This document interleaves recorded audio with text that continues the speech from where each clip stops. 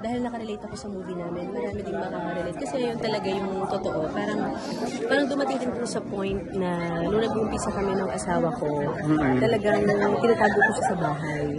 And dahil nga natanong po kanina kung ano yung isa sa mga eksena na medyo nakarelate ako. Parang yun talaga yung unang pumasok sa isip ko eh. And yung sa scene po namin ni Carlo, ni Joshua, 'di ba? Parang hindi naman nagdalawang isip si Dayan na patuluyin sa kanyang bahay si Joshua kasi yun, isa din yun sa mga scenes na talagang medyo tumatak sa akin. Parang lahat naman po tayo kapag 'di ba kapag puso na ang humatol. Wow.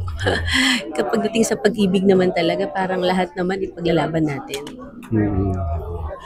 Yun yung mga challenges din na yun, na napatunayan nyo na tama yung decision mo. Opo naman.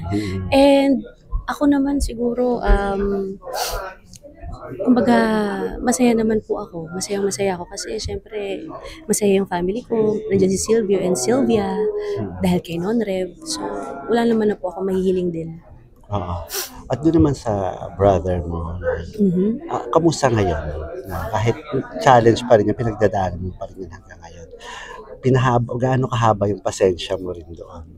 Hindi ko mabilang. Parang tao lang din naman ako. Napapagod din. Alam niyo yun. Tao lang din naman ako. Dumarating din yung punto na napapagod ako. So, parang ang talagang sinabi ko na lang sa sarili ko, wala naman ding ibang magmamahal sa kapatid ko ng katulad ng ginawa ko, kundi ako.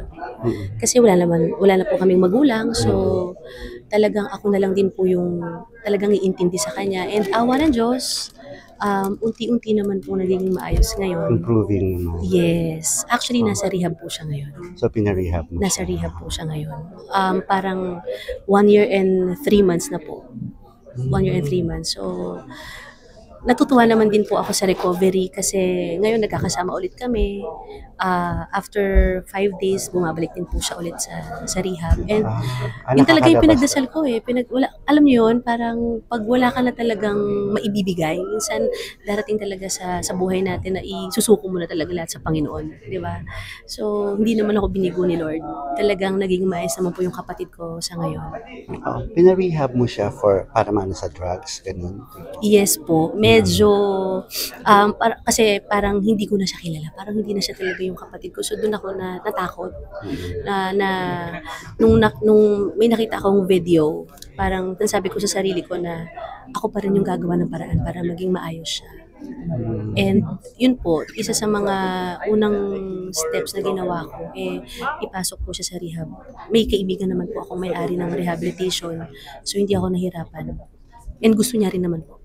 Kasi devotee ka ng Black Nazarene, di ba? Nazareno. So, hanggang ngayon pinagdadasal mo talaga. Opo naman. And yun din yung sabi ko sa kanya, hindi man kami everyday magkasama kasi nandun pa rin siya hanggang ngayon. So sabi ko, alam ko namang hindi mahirap yung pinagdadaanan mo kasi may family siya, so hindi niya nakakasama yung anak niya at asawa niya. So sabi ko, may awa ang Diyos, basta tuloy-tuloy lang dasal. And alam ko naman na gusto mo magbago para sa sarili mo and sa family. Yun. Sana mapanood niya yung movie namin.